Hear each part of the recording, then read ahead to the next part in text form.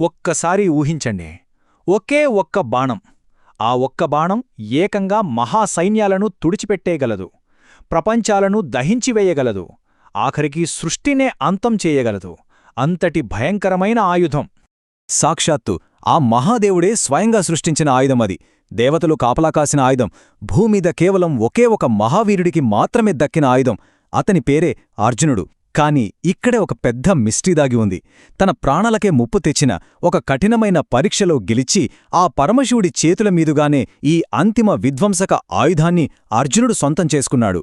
అయినా సరే, రక్తం ఏరులై పారుతున్న కురుక్షేత్ర యుద్ధభూమిలో ప్రపంచం తగలబడుతున్నప్పుడు, అన్నదమ్ములు ఒకరినొకరు నరుక్కుంటున్నప్పుడు అర్జునుడు ఆ బాణాన్ని ఒక్కసారి కూడా ప్రయోగించలేదు. ఒక్కటంటే ఒక్కసారి కూడా.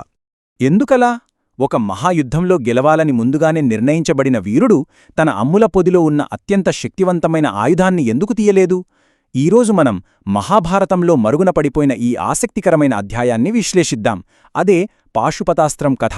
అర్జునుడి అమ్ముల పొదిలోనే ఉండిపోయిన ఆ శివుని బాణం వెనక ఉన్న అసలు రహస్యమేంటో ఇప్పుడు చూద్దాం. ముందుగా అసలు ఈ కథ ఎలా మొదలైందంటే, కౌరవ సభలో ద్రౌపదికి జరిగిన అవమానం తర్వాత పాండవులు రగులుతున్న కోపంతో అరణ్యవాసానికి వెళ్లారు కదా. అప్పుడే శ్రీకృష్ణుడు వాళ్లకొక కీలకమైన సలహా ఇచ్చాడు. రాబోయే కురుక్షేత్రయుద్ధం మామూలు కత్తులు బాణాలతో గెలిచేది కాదని, దానికి ఖచ్చితంగా దివ్యాస్త్రాలు కావాలని కృష్ణుడు తేల్చి చెప్పాడు. ఇక్కడ మీరు గమనిస్తే కృష్ణుడు ఒక్కొక్క సోదరుడికి ఒక్కో రకమైన మార్గాన్ని చూపించాడు. నకులుడు సహదేవుడేమో వైద్యం కోసం అశ్వినీ కుమారుల దగ్గరికి వెళ్లారు. భీముడు తన బలాన్ని పెంచుకోవడానికి హనుమంతుని కలవడానికి వెళ్లాడు. ధర్మరాజు మునుల ఆశీస్సుల కోసం వెళ్లాడు. కాని అర్జునుడి పరిస్థితి ఏరో. తన ముందున్నది భీష్ముడు, ద్రోణుడు, కర్ణుడు లాంటి మహామాహులు. వాళ్లను ఎదుర్కోవాలంటే సాక్షాత్తు ఆ పరమశివుడి అనుగ్రహం పొందాలి. అందుకే అర్జునుడు ఒంటరిగా కఠినమైన తపస్సుకు బయల్దేరాడు.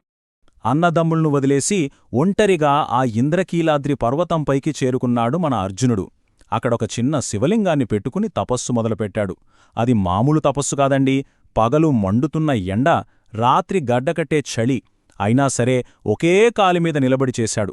రోజులు గడుస్తున్న కొద్దీ తిండి మానేశాడు. తనలో ఉన్న పగ, ప్రతీకారం అన్నీ మర్చిపోయాడు.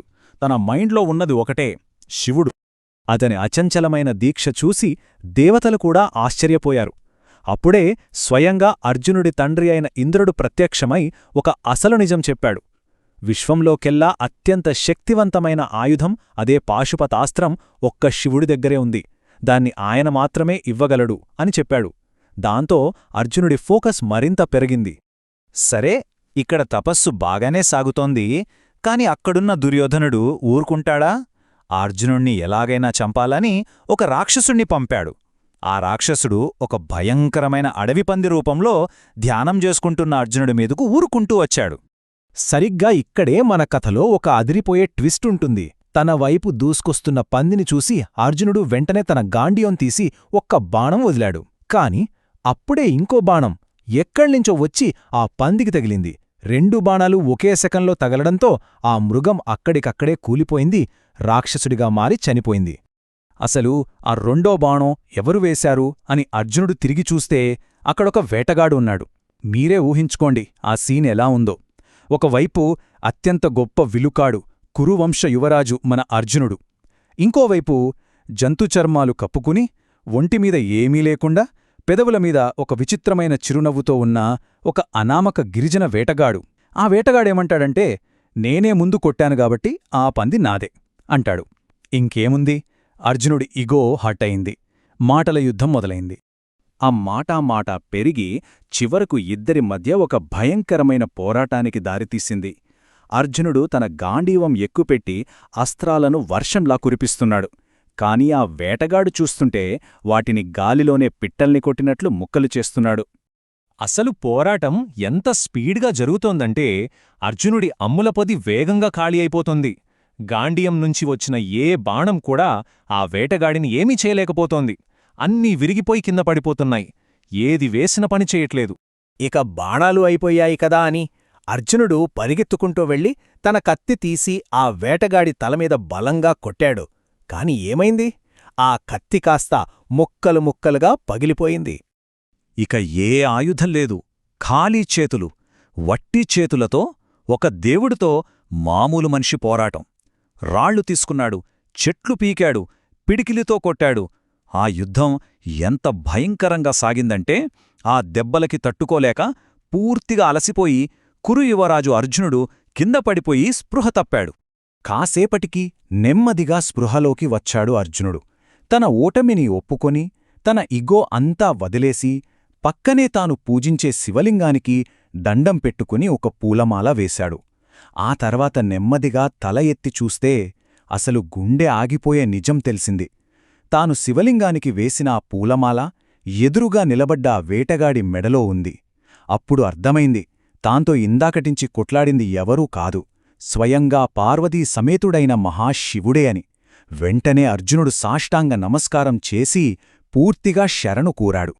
అర్జునుడి పట్టుదల, ధైర్యం అన్నిటికీ మించి తన తప్పు తెలుసుకుని అహాన్ని పక్కన పెట్టి శరణు కోరిన విధానం చూసి శివుడికి ఎంతో సంతోషం వేసింది. ఇంక ఏది పడితే అది కాదు, విశ్వంలోనే అత్యంత శక్తివంతమైన వరాన్నివ్వాలని డిసైడయ్యాడు. ఆ వరమే ఈ పాశుపతాస్త్రం. శివుని త్రిశూలం నుంచి పుట్టిన ఈ దివ్యాస్త్రం మామూలిది కాదు. ఇది ఎంత పవర్ఫుల్ అంటే దీనిని వాడితే దేవతలు, రాక్షసులు ఏంటి, మొత్తం సృష్టిని సైతం నాశనం చేయగలదు. దీని ఎవరూ అడ్డుకోలేరు. ఈ ఆయుధం దక్కగానే అర్జునుడొక సాధారణ మనిషి స్థాయి నుంచి పురాణ పురుషుడుగా మారిపోయాడు. కాని ఇక్కడే శివుడు చాలా స్పష్టంగా ఒక మాట చెప్పాడు. అదేంటంటే, దీన్ని మామూలు మనుషుల మీద వాడొద్దు, సృష్టికే ప్రమాదం వస్తే తప్ప ఈ ఆయుధాన్ని బయటికి తీయొద్దు అని గట్టిగా వార్నింగ్ ఇచ్చాడు. ఎందుకంటే కేవలం కోపంతో చిన్నాచితిగా శత్రువుల మీద దీన్ని వాడితే అది మొత్తం యూనివర్స్నే కాల్చేస్తుంది. ఇప్పుడు మళ్ళీ మనం మన ఫస్ట్ పాయింట్ దగ్గరికి వద్దాం. అదే ఎర్రబారిన కురుక్షేత్రం. ఇక్కడ మనం ఆలోచించాల్సిందేంటంటే, యుద్ధంలో భీష్ముడు, ద్రోణుడు, కర్ణుడు లాంటివాళ్లు ఎదురైనప్పుడు పరిస్థితి ఎంత కష్టంగా ఉన్నా అర్జునుడు ఈ పాశుపతాస్త్రాన్ని ఎందుకు వాడలేదు? అతను ఆ అస్త్రాన్ని బయటికి తీయకపోవడానికి 3 క్లియర్ రీజన్స్ ఉన్నాయి. ఫస్ట్దేంటంటే ధర్మం. ఇలాంటి మాస్ డిస్ట్రక్షన్ వెపన్స్ వాడటం అప్పటి యుద్ధ నియమాలకు విరుద్ధం. రెండోది సాక్షాత్తు శివుడి ఆజ్ఞ, మనుష్యుల మీద వాడొద్దని కండిషనుంది కదా. ఇక మూడోది అర్జునుడి మనసు, ప్రపంచాన్ని నాశనం చేయడం అతని అంతరాత్మ ఒప్పుకోలేదు. మీకు సింపుల్గా చెప్పాలంటే పాశుపతాస్త్రాన్ని వాడటమనేది ఒక మనిషిని చంపడానికి ఏకంగా అణుబాంబు వేసినట్లు అన్నమాట. దాన్ని వాడితే శత్రువులతో పాటు అమాయక జనాలు, జంతువులు, ప్రకృతి అన్నీ నాశనమైపోతాయి. అందుకే అర్జునుడు కృష్ణుడి సపోర్ట్తో తన గాండీవంతోనే కొంచెం కష్టమైనా సరే నార్మల్గానే వ్యూహాత్మక యుద్ధం చేశాడు. ఈ విశ్లేషణ మనకొక అద్భుతమైన పాయింట్ చెప్తుంది. నిజమైన బలమంటే మనం ఎంత విధ్వంసాన్ని సృష్టించగలమనేది కాదు, మనం ఎంత విధ్వంసాన్ని ఆపగలమనేది. అర్జునుడు తన ఈగోని పక్కనబెట్టి ఆ బాణాన్ని ఒక్కసారి కూడా వాడకుండా ఆపాడు చూశారా? సరిగ్గా అప్పుడే ఆ పాశుపతాస్త్రానికి తాను కరెక్ట్ పర్సన్ అని నిరూపించుకున్నాడు. సో ఫైనల్గా చూస్తే కొన్నిసార్లు దెబ్బతీసే పవర్ ఉన్నా సరే దాన్ని వాడకుండా కంట్రోల్లో పెట్టుకునేవాడే రియల్ హీరో. ఇలాంటి మరిన్ని ఇంట్రెస్టింగ్ కథలు, ఫ్యాక్ట్స్ కోసం మా యూట్యూబ్ ఛానల్కి సబ్స్క్రైబ్ చేసుకోండి. అసలా పవర్ని వాడకుండా ఉండటమే గొప్ప బలం అని మీరనుకుంటున్నారా? కింద కామెంట్స్లో చెప్పండి. Welcome to Zorro TV. Remember to hit that subscribe button